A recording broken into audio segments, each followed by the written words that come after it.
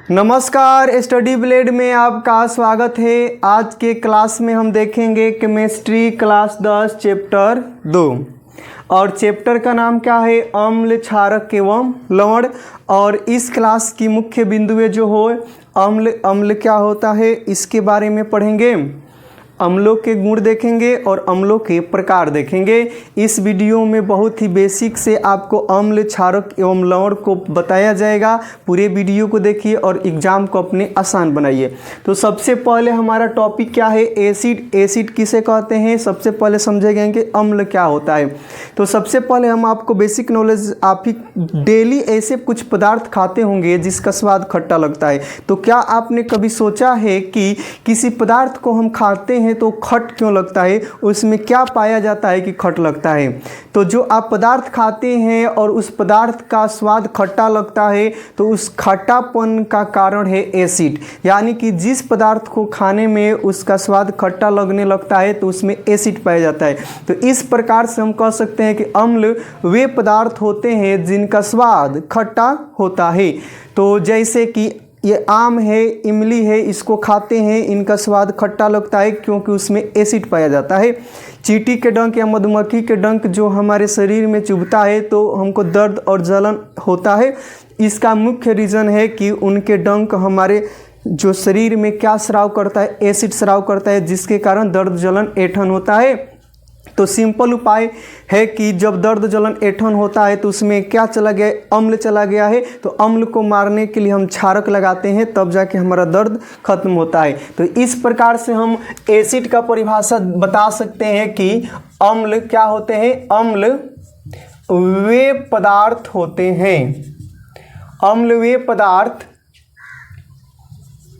होते हैं जिनका स्वाद क्या होता है, खट्टा होता है। यहाँ एसिड का थोड़ा सा बेसिक परिभाषा देखेंगे। इसका तो ये सबसे बेसिक नॉर्मल परिभाषा है, आगे चलेंगे बहुत ही आसान और बेसिक कॉन्सेप्ट वाइज एसिड और बेस का एग्जाम्पल के साथ साथ परिभाषा देखेंगे। तो सबसे सिंपल शब्दों में हम कह सकते हैं कि अम्ल वे पदार्थ होते हैं, अम्ल वे पदार्थ होते हैं जिनका स्वाद खट्टा होता है। तो इतना देख लिए, तो अब आगे देखते हैं कि अम्ल की उत्पत्ति यानी कि एसिड शब्द की उत्पत्ति कहाँ से हुआ है। तो यहाँ देख लेते हैं, अम्ल अर्थात एसिड। जो ये अम्ल है, अम्ल अर्थात एसिड शब्द जो है, शब्द की उत्पत्ति कहाँ से हुआ है। तो अम्ल शब्द की उत्पत्ति लैटिन शब्द एसिडस, लैटिन शब्द एसिडस से हुआ है, राइट। तो इतना कोई पूछे कि अम्ल शब्द की उत्पत्ति किस भाषा के किस शब्द से हुआ है, तो अम्ल शब्द, अम्ल अर्थात एसिड शब्द की उत्पत्ति लैटिन शब्द एसिडस से हुआ है। और एसिडस से हुआ है तो उसका कुछ अर्थ होता होगा, जिसका अर्थ होता है खट्टा। याद रखिएगा, एक ऑब्जेक्टिव यहाँ से आ सकता है कि एसिडस शब्द का अर्थ क्या होता है। तो आप बताइएगा कि एसिडस शब्द का अर्थ खट्टा होता है। एसिडस शब्द कहाँ से लिया गया है, तो लैटिन शब्द से लिया गया है और एसिडस का ही मतलब होता है खट्टा। तो यहाँ से एसिड शब्द की उत्पत्ति हुई है। और एसिड क्या होते हैं, तो एसिड वे पदार्थ होते हैं जिनका स्वाद खट्टा होता है। और ये भी बात अब हमेशा आप याद रखिएगा कि जिन पदार्थों को हम खाते हैं या चखते हैं और उनका स्वाद खट्टा लगता है तो उसमें क्या पाया जाता है, तो उसमें एसिड पाया जाता है। तो इतना हम देख लिए और उसके बाद से हम ये क्या पढ़ लिए, अम्ल पढ़ लिए। उसके बाद से हम पढ़ेंगे अम्ल के प्रकार। तो यहाँ पे अब देख लेते हैं अम्ल के प्रकार। और अम्ल के प्रकार देखने से पहले हम अम्लों के कुछ गुण पढ़ लेते हैं। तो अम्लों के गुण देख लेते हैं। तो यहाँ पे लिख देते हैं अम्ल के गुण। गुण यानी कि प्रॉपर्टीज़ पढ़ना है हमको किसका, तो एसिड के क्वालिटी प्रॉपर्टीज़ के बारे में पढ़ना है। बहुत सारे अम्लों के गुण होते हैं जिसको हम एक एक करके लिखेंगे। आप भी लिखिएगा और ध्यान से समझिएगा। तो पहला अम्ल का गुण क्या होता है, तो यहाँ पे लिख दे हैं अम्ल का स्वाद खट्टा होता है। इतना आप जानते हैं कि अम्ल का स्वाद खट्टा होता है, क्योंकि पहले ही हम आपको बतला दिए हैं। दूसरा देखते हैं क्या होता है। तो ये जो अम्ल जो होते हैं नीले लिटमस पत्र को लाल कर देते हैं। याद रखिएगा कि जो अम्ल होता है ना, लिटमस पत्र को क्या करता है, नीले लिटमस पत्र को लाल करता है। तो आप पूछिएगा कि लिटमस पत्र क्या है, जो आगे चल के बहुत अच्छा से पढ़ना है। आपको हम बतला देते हैं कि लिटमस पत्र एक सूचक है और इसका बस इतना काम है कि कौन अम्ल है, कौन क्षार है, कौन उदासीन है, इसी को ये पता लगाता है। तो सूचक का यही मतलब होता है कि किसी पदार्थ की अम्लीयता, क्षारीयता और उदासीनता जांचता है। जैसे कि आप ही है, आपको कुछ सूचना प्राप्त करना है तो कोई इंडिकेटर सूचक का यूज करते हैं। जैसे कि आप नॉर्मली ही चलते हैं साइकिल से, तो इधर हाथ उठाते हैं तो आपको पीछे को इंडिकेट कर रहे हैं कि हमको इधर से घूमना है, न कि आप साइकिल से उतरते हैं और बतलाते हैं पीछे वाले को कि इधर से हमको मुड़ना है। तो उसी प्रकार सूचक जो लिटमस पत्र है एक सूचक है। बहुत सारे सूचक होते हैं जो आपको देखने को मिलेगा। तो लिटमस पत्र एक सूचक होता है और नीला से लाल हो जाता है तो हम समझते हैं कि वो पदार्थ एसिड है, अम्ल है। अम्ल तभी हो सकता है जब नीले लिटमस पत्र लाल में, नीला लाल में बदल जाए तो हम समझ लेते हैं कि आसपास में अम्ल है। तो ये भी हम राइट देख लिए। दूसरा क्या होता है, दूसरा देख लिए। तो अब तीसरा देखते हैं। अम्ल का पीएच मान 7 से कम होता है। तो इसको समझिएगा कि अम्ल का पीएच मान क्या है। तो पीएच जो स्केल है आगे मिलेगा अच्छा से पढ़ने के लिए। तो यहाँ पीएच एक स्केल होता है और पीएच स्केल ये बतलाता है कि कोई पदार्थ अम्ल है तो कितना स्ट्रोंग है, कितना वीक है। ये जैसे कि आपको बुखार होता है तो टेम्परेचर मापते हैं कि कितना बुखार है, कितना पारा चढ़ा हुआ है। तो उसी प्रकार पीएच बतलाता है कि 7 से कम है तो हम अम्ल हैं, 7 हैं तो उदासीन है, 7 से अधिक है तो क्षारक है। तो अम्ल का पीएच मान 7 से कम होता है। आगे देखिएगा क्या होता है अम्ल का गुण। तो यहाँ पे लिखते हैं अम्ल धातु के साथ क्रिया करके हाइड्रोजन गैस यानी H2 गैस देते हैं। ये इम्पोर्टेंट याद रखिएगा कि अम्ल जो होता है धातु के साथ अभिक्रिया करता है तो हाइड्रोजन गैस बनता है। नोट में याद रखिएगा, अम्ल है। आप एक साइड अम्ल लीजिए और एक साइड से कोई धातु को मिलाइएगा तो अम्ल धातु से मिलेगा तो एक क्या गैस बनता है, उस गैस का नाम हाइड्रोजन गैस होता है। जैसे यहाँ पे हम लिए Na और यहाँ पे HCl, ये है Na है धातु, HCl है एसिड, तो ये बन जाएगा NaCl और प्लस में H2 गैस बनेगा।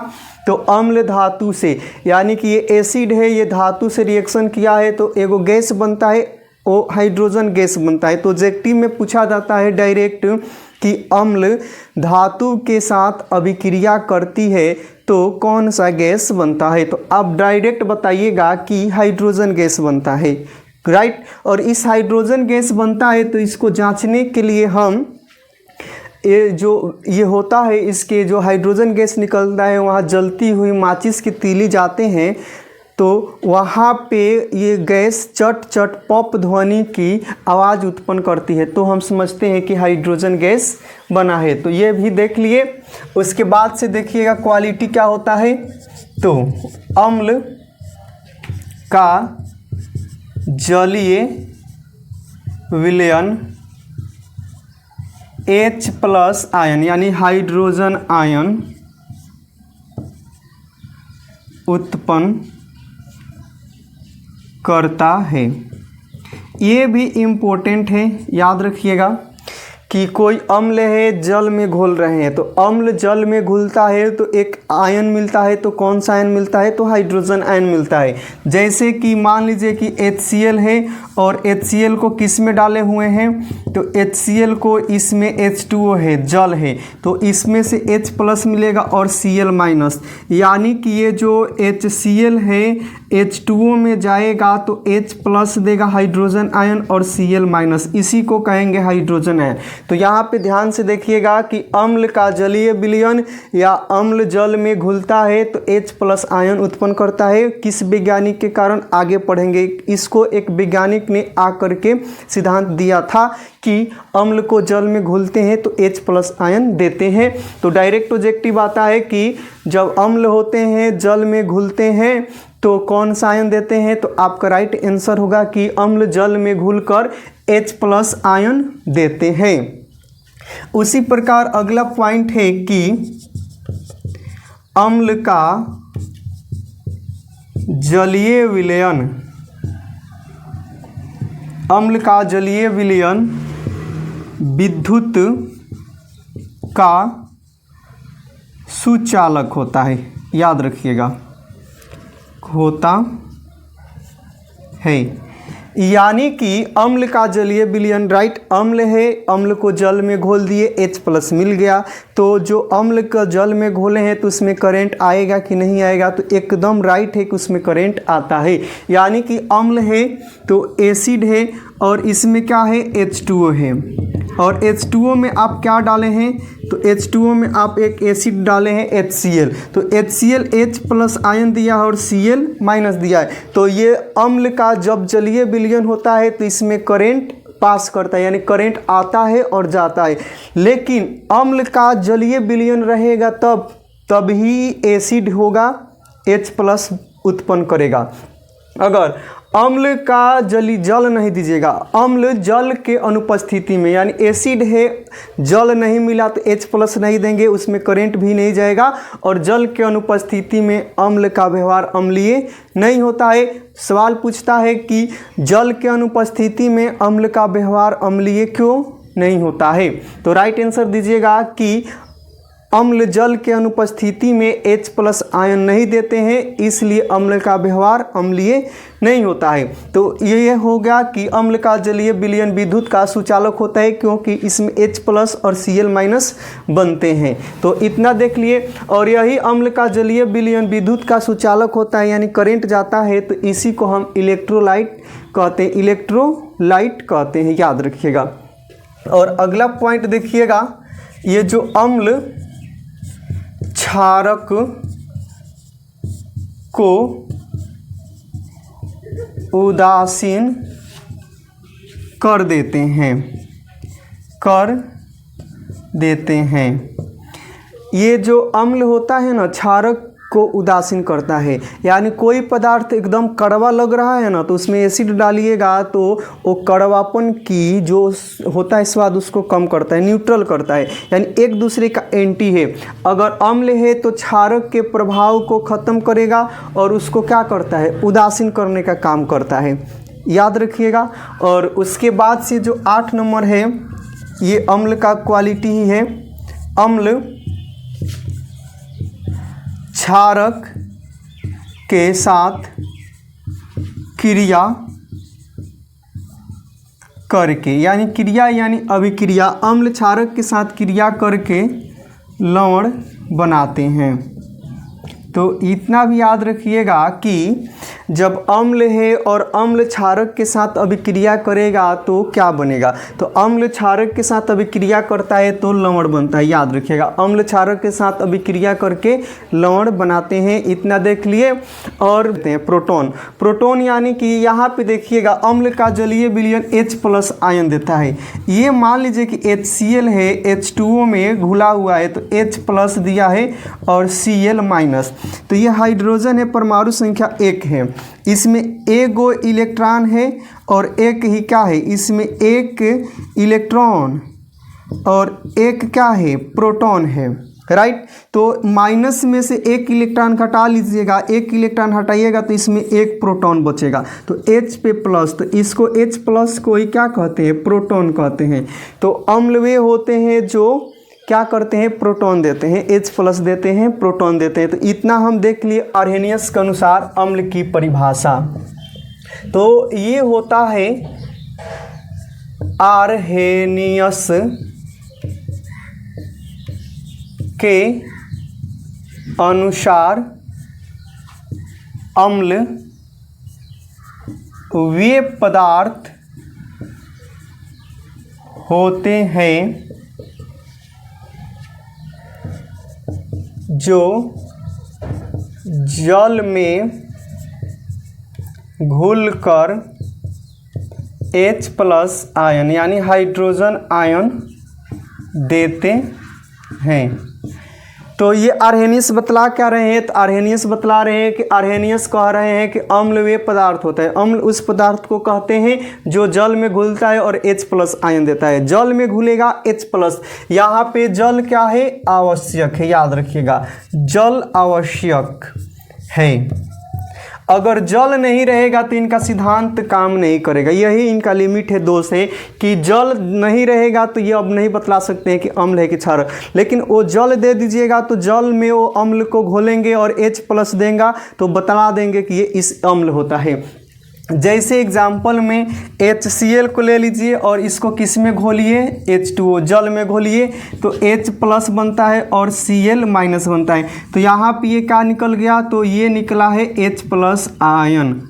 तो ये अम्ल है, इस अम्ल का नाम होता है हाइड्रोक्लोरिक अम्ल, याद रखिएगा। कुछ अम्लों के नाम भी, HCl हाइड्रोक्लोरिक अम्ल है, जल में घुला है, H+ आयन दिया है।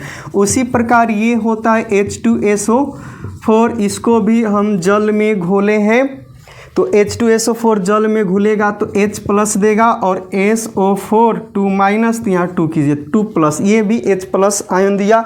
उसी प्रकार से हम घोलिए HNO3, इसको भी जल में घुलिएगा तो ये देगा H+ NO3 और ये माइनस। और अम्ल को घोलिए, एसिटिक एसिड है, ये देखिए हाइड्रोक्लोरिक अम्ल है, याद रखिएगा, ये सल्फ्यूरिक अम्ल है, इसको अम्लों का राजा कहते हैं। और ये हाइड्रोक्लोरिक अम्ल हमारे पेट में पाया जाता है, भोजन को सड़ने से बचाता है और भोजन का पाचन करता है। और H2SO4 को कार अम्ल कहते हैं, बैटरी एसिड के नाम से। HNO3 ये नाइट्रिक एसिड है और ये CH3COOH ये एसिटिक एसिड है, इनका स्वाद खट्टा होता है, इसको हम खाते भी है, अचार इससे बनता है, सिरका में पाया जाता है। इसको भी हम जल में घोलेंगे तो H+ बनेगा और CH ये क्या हो जाएगा, CH3COO-, तो ये हो जाएगा। तो ये सभी अम्ल है, जल में घुले हैं, तो क्या मिला है, H+ आयन मिला है। किस वैज्ञानिक के अनुसार, आर्हेनियस के अनुसार। नोट में अब यहाँ पे देखिएगा ध्यान से, नोट, तो नोट यहाँ पे देखिएगा कि ये बहुत ही इम्पोर्टेंट नोट है। और नोट में क्या है, तो यहाँ लिखते हैं, अब इस वैज्ञानिक के अनुसार अम्ल जल में घुलते हैं तो H+ देते हैं, परंतु किंतु और जल में घुलते हैं तो क्या होता है उसको देखते हैं। नोट लिखिएगा, H+ आयन जल में क्या होते हैं, स्वतंत्र नहीं रहते हैं। यहाँ पे देखिएगा H+ आयन, अम्ल जल में घुला है तो H+ आयन दिया है। जैसे कि यहाँ पे देखिएगा HCl है, H2O जल में घुला है तो H+ दिया है और ये Cl माइनस। तो अब इसमें ये घुल गया है, किस में घुला है, तो ये H2O में ही घुला हुआ है, H2O जल में घुला हुआ है। तो आप देखिएगा ये H इधर क्लोरीन के साथ था, डबल था, माने संगे संगे था। इधर H प्लस अकेले हो गया तो पानी में अब अकेले सिंगल नहीं रहेगा, इधर डबल था, हमने उसको सिंगल बनाया, फिर वो डबल होना चाहता है। तो उसी प्रकार H प्लस आयन जल में स्वतंत्र नहीं रहते हैं। लिखिएगा ये जल के अणु से जुड़कर क्या बनाते हैं, H3O प्लस, यानी कि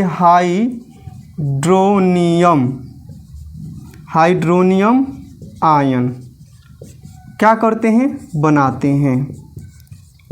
याद नोट में रखिएगा कि H प्लस आयन अम्ल जब जल में घुलता है तो H प्लस बनता है, और H प्लस आयन जल में स्वतंत्र नहीं रहता है, ये जल के अणु से ही जुड़कर H3O प्लस हाइड्रोनियम आयन बनता है। जैसे कि HCl है और HCl को H2O में घुला दीजिए तो ये क्या बनेगा, H प्लस और Cl माइनस।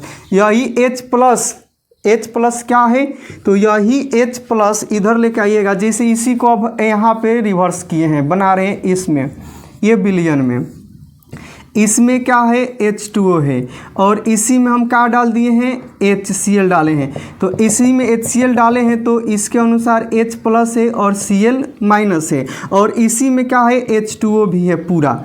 तो अब देखिएगा ये जब अम्ल को जल में घोले हैं तो H प्लस बना है और Cl माइनस बना है, और इसमें पूरा जल है। तो यही H2O H प्लस से रिएक्शन करके किस में कन्वर्ट हो जाता है, तो H2O और H plus H3O plus hydronium ion बनता है। तो HCl है, जल में घुला है तो H प्लस दिया है, और यही H प्लस फिर किससे, तो जले में घुला है तो जले में रहेगा, H2O से रिएक्शन करके H3O प्लस, इसी को कहते हैं हाइड्रोनियम आयन बनाता है। वीडियो अच्छा लगे तो चैनल को शेयर, सब्सक्राइब, लाइक, कमेंट ज़रूर करें। तो अब हमारा टॉपिक क्या है, अम्ल के प्रकार। तो अम्ल के प्रकार, तो यहाँ पे हम देखेंगे कि अम्ल कितने प्रकार के होते हैं। हम किसी भी पदार्थ को बांटते हैं तो उसका बेस यानी आधार होता है कि इस आधार पे हम इस पदार्थ को इतने भागों में बांटे हैं, चमक के हिसाब से, चाहे किसी भी बेस के आधार पे। तो उसी प्रकार हम अम्लों को भी बहुत सारे प्रकार यानी बेस के आधार पर बहुत सारे अम्लों में डिवाइड करेंगे। तो पहला बेस हमारा क्या रहेगा, तो एक हमारा बेस रहेगा हाइड्रोजन और ऑक्सीजन के उपस्थिति के आधार पर हम अम्ल को बांटना चाहते हैं, लेकिन हमारा बेस क्या है, हाइड्रोजन ऑक्सीजन के प्रेजेंट उपस्थिति के आधार पर। तो इसके आधार पर अम्ल दो प्रकार के होते हैं, एक ऑक्सी अम्ल होता है, एक हाइड्रा अम्ल होता है। तो पहला हम इसमें का देख लेते हैं, बेस बांटने का एक था, तो हमारा एक हो जाएगा ऑक्सी अम्ल। क्या हो जाएगा, ऑक्सी अम्ल, ऑक्सी एसिड। तो ऑक्सी एसिड किसे कहते हैं, तो या ध्यान से देखिएगा, जिस अम्ल में ऑक्सीजन एंड हाइड्रोजन दोनों उपस्थित हो, क्या हो, दोनों उपस्थित हों। तो ऑक्सी अम्ल उसी को कहते हैं जिसमें ऑक्सीजन भी हो, हाइड्रोजन भी हो, तो उसी को ऑक्सी अम्ल कहते हैं। जैसे एग्जाम्पल में देखिएगा H2SO4, इसमें हाइड्रोजन भी है, ऑक्सीजन भी है, O कई गो है तो 4 गो है, और हाइड्रोजन भी, इसलिए ऑक्सी अम्ल है। HNO3 ये भी क्या है, ऑक्सी अम्ल है, क्योंकि हाइड्रोजन ऑक्सीजन दोनों है। उसी प्रकार से CH3COOH ये भी ऑक्सी एसिड है, क्योंकि इसमें हाइड्रोजन और ऑक्सीजन दोनों प्रेजेंट है, तो जिस अम्ल में हाइड्रोजन ऑक्सीजन दोनों प्रेजेंट होता है, उपस्थित होता है, उसका नाम पड़ जाता है ऑक्सी एसिड। और उसके बाद से इसका दूसरा प्रकार है हाइड्रा एसिड, हाइड्रा अम्ल, और इसको कहते हैं हाइड्रा एसिड। इसमें नाम से ही हाइड्रा, तो जिस अम्ल में हाइड्रोजन प्रेजेंट हो और ऑक्सीजन अब्सेंट हो, तो यहाँ पे लिख सकते हैं जिस अम्ल में हाइड्रोजन क्या हो उपस्थित तथा ऑक्सीजन क्या हो अनुपस्थित हो, अनुपस्थित हो। तो वैसा अम्ल जिसमें हाइड्रोजन तो होता है लेकिन ऑक्सीजन नहीं होता है, उसका नाम हाइड्रा एसिड पड़ जाता है। एग्जाम्पल तो HCl, इसमें हाइड्रोजन तो दिखाई दिया है लेकिन ऑक्सीजन नहीं है, लेकिन फिर भी ये हाइड्रोक्लोरिक एसिड है जो हमारे पेट में पाया जाता है, राइट। उसके बाद से अब देखिएगा HCl तो हो ही गया, अब उसके बाद से तो और सारे अम्ल आते हैं, HI है, HF है, HBr है। तो ये सभी अम्लों के प्रकार हैं, ध्यान से देख चुके हैं, ये सब अम्लों के प्रकार हैं। तो इतना देख लिए, क्या देख लिए, ऑक्सी अम्ल देख लिए, हाइड्रा अम्ल देख लिए। तो अम्लों के प्रकार हाइड्रोजन और ऑक्सीजन के उपस्थिति के आधार पर कितने प्रकार के होते हैं, 2 प्रकार के होते हैं। ऑक्सी अम्ल जिसमें ऑक्सीजन हाइड्रोजन दोनों प्रेजेंट हो, हाइड्रा अम्ल जिस अम्ल में हाइड्रोजन उपस्थित हो तथा ऑक्सीजन अनुपस्थित हो, उसे हाइड्रा अम्ल कहते हैं। फिर हम बांटते हैं, बेस अलग हमारा रहेगा। तो अब यहाँ पे देखिएगा कि हमारा बेस रहेगा हाइड्रोजन आयन, यानी H+ hydrogen ion, H+ ion के संख्या के आधार पर, या यहाँ भी लिख सकते हैं शक्ति के आधार पर। तो H+ आयन जब अम्ल जल में घुलता है तो H+ देता है, तो कोई अम्ल ज़्यादा H+ देगा, कोई कम देगा। या तो एक शक्ति के आधार पर बांटिए, तो पहला क्या होता है, तो पहला होता है प्रबल अम्ल, प्रबल अम्ल, इसको कहते हैं प्रबल अम्ल को स्ट्रॉन्ग एसिड। तो इसका परिभाषा क्या होता है, स्ट्रॉन्ग एसिड जब अम्ल होते हैं जल में घुलते हैं तो H+ आयन देता है। तो यहाँ पे हो जाएगा जो अम्ल जल में घुलकर अधिक मात्रा में H+ देते हैं, चाहे उत्पन्न करते हैं। तो जौन अम्ल पानी में घुलता है और अधिक संख्या में H+ देता है, उसका नाम प्रबल अम्ल पड़ जाता है। तो याद रखिएगा कि जो अम्ल जल में घुलकर अधिक मात्रा में H+ देते हैं, उन्हीं का नाम प्रबल अम्ल पड़ जाता है। तो अधिक संख्या में H+ देते हैं, इसलिए प्रबल स्ट्रॉन्ग एसिड, जैसे कि H2SO4 होता है, HCl होता है, HNO3 होता है, ETC इत्यादि, ये सभी प्रबल अम्ल है। इसको खाना या चखना नहीं चाहिए, राइट। और दूसरा क्या होता है, तो दूसरा यहाँ पे देख लीजिएगा दुर्बल अम्ल, ये हो गया दुर्बल अम्ल, यानी कि वीक एसिड। तो यहाँ पे डायरेक्ट जो अम्ल जल में घुलकर कम मात्रा में H+ देते हैं, तो यहाँ लिख सकते हैं जो अम्ल जल में घुलकर कम मात्रा में H+ देते हैं, राइट। जिस अम्ल को जल में घोलते हैं और वो कम मात्रा में H+ देता है उसी का नाम दुर्बल अम्ल पड़ जाता है। राइट, इतना याद हो चुका है। तो एग्जाम्पल में देख देते हैं। तो H2CO3 ये होता है कार्बोनिल अम्ल। कार्बोनिल अम्ल कब होता है? तो जब कार्बन डाइऑक्साइड को जल में घोलते हैं तो H2CO3 जिसको सोडा वाटर कहते हैं पीते हैं। उसी प्रकार से एसिटिक एसिड CH3COOH जिसको हम सिरका में पाया जाता है, जिसका अचार बनता है। तो ये एसिटिक एसिड H2CO3 ये सभी क्या होते हैं? दुर्बल अम्ल होते हैं, इसलिए इसको हम खा लेते हैं। लेकिन ये प्रबल एसिड होते हैं, इसको खाना चखना नहीं चाहिए। तो ये हो गए प्रबल अम्ल, दुर्बल अम्ल। अब हम बांटते हैं अम्ल का बेस क्या रहेगा बांटने का। तो यहाँ फिर हम बांटने का बेस बदलते हैं। तो यहाँ पे हम बांट देते हैं किसके आधार पे? सांद्रता के आधार पर। ये सांद्रता के आधार पर क्या होता है? तो सांद्रता कहने का मतलब कि आप 5 लीटर पानी में 1 किलो चीनी घोलिए और उसी 5 लीटर पानी में 3 किलो चीनी घोलिए। तो 5 लीटर में 3 किलो, 5 लीटर में 1 किलो घोल रहे हैं तो दोनों में एक गाढ़ा हो जाएगा और एक पतला हो जाएगा। उसी प्रकार अम्ल को पानी में डालिएगा तो एक पतला विलयन बनेगा और एक गाढ़ा बनेगा। तो इसके आधार पर अम्ल को 2 प्रकार से हम बांटते हैं। पहला होता है सांद्र अम्ल। सांद्र अम्ल, तो इसका देखिएगा सांद्र अम्ल कब होता है?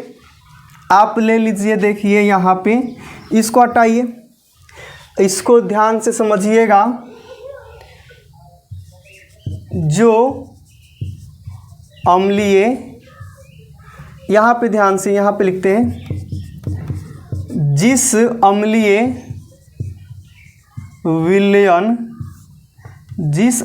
विलयन में अम्ल की मात्रा विलायक की अपेक्षाकृत अधिक, जिस अम्लीय विलयन में अम्ल की मात्रा विलायक की अपेक्षाकृत अधिक होता है। याद रखिए ध्यान से, जिस अम्लीय विलयन, अम्ल को जल में घोलिए चाहे किसी अन्य पदार्थों में घोलिए, तो अम्ल को घोलिएगा तो उसमें अम्ल की मात्रा अधिक हो और विलायक की मात्रा क्या हो? कम हो। तो इसमें अम्ल अधिक होता है, विलायक क्या होता है? कम होता है। तो जिस अम्लीय विलयन में अम्ल की मात्रा विलायक की अपेक्षाकृत अधिक होता है। तो जैसे कि इसी को देखिएगा, ये ले लीजिए अम्ल और यहाँ को अम्ल को जल में घोलिए तो ये क्या हो जाएगा? अम्लीय विलयन, अम्लीय सॉल्यूशन। तो इसमें क्या होगा? ये ज़्यादा होगा और ये क्या होगा? कम। और ये ज़्यादा क्या है? तो ये होता है विलेय, और ये जो जल में घुला है तो इसको हमको लिखते हैं विलायक।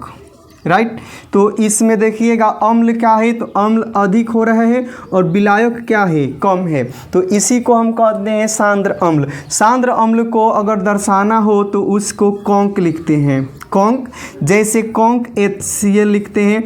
तो कॉन्क HCl का कहने मतलब है कि इसमें अम्ल अधिक है, पानी कम है, सांद्र विलयन हुआ। या हिंदी में लिखिएगा तो इसी प्रकार लिख सकते हैं सांद्र HCl। तो सांद्र HCl लिखते हैं तब भी मालूम चलता है कि ये अम्ल जल में घुला है चाहे अन्य विलायक में घुला हुआ है तो अम्ल उसमें अधिक है और विलायक कम है। उसी प्रकार लिख सकते हैं कॉन्क H2SO4, इसमें अम्ल की मात्रा अधिक है और विलायक की मात्रा कम है। तो इसी को हम कहते हैं सांद्र विलयन। राइट, तो सांद्र विलयन कंप्लीट हुआ। तो अब हम क्या लिखते हैं? सांद्र के बाद से दूसरा हमारा होता है तनु अम्ल, डाइल्यूट एसिड। तो इसका परिभाषा लिखिएगा, जिस अम्लीय विलयन में अम्ल की मात्रा विलायक की अपेक्षाकृत कम होती है। तनु मतलब होता है पतला, पतलापन, यानी पतला कब होता है? तो जब उसमें पानी अधिक हो, चीनी कम हो। तो जिस अम्लीय विलयन में अम्ल की मात्रा विलायक की अपेक्षाकृत कम होती है यानी कि अम्ल की मात्रा कम होगा, विलायक की मात्रा अधिक होगा। तो इसमें ये क्या हो जाएगा, कम हो जाएगा, और ये क्या हो जाएगा, ज़्यादा हो जाएगा। तो इसमें ज़्यादा कौन होता है, विलायक, विलायक होता है, और कम क्या होता है, विलेय होता है। अगर तनु अम्ल को दर्शाना है तो कैसे दर्शाइएगा, तो इसको लिख देते हैं डाइल्यूट HCl। डाइल्यूट HCl लिखने से ही हम समझ जाएंगे कि डाइल्यूट ये पतला HCl है, इसमें पानी अधिक है, अम्ल की मात्रा क्या है, कम है। या उसी प्रकार लिख सकते हैं, हिंदी में लिखना हो तो तनु हाइड्रोक्लोरिक एसिड।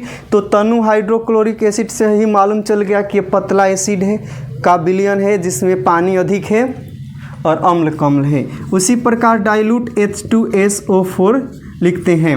तो इस वीडियो में हम बहुत सारे टॉपिक को कवर किए हैं। तो इसी वीडियो को देखने के लिए हमारे चैनल को शेयर, सब्सक्राइब, लाइक और कमेंट जरूर करें। इसके पार्ट 2 वीडियो में हम देखेंगे अम्ल कुछ कहाँ से प्राप्त होते हैं, जैसे सेब में, संतरा में, इमली में, टमाटर में कौन सा एसिड पाया जाता है और उसका स्रोत क्या है, तो यहाँ देखेंगे। तो थैंक्स फॉर वॉचिंग वीडियो।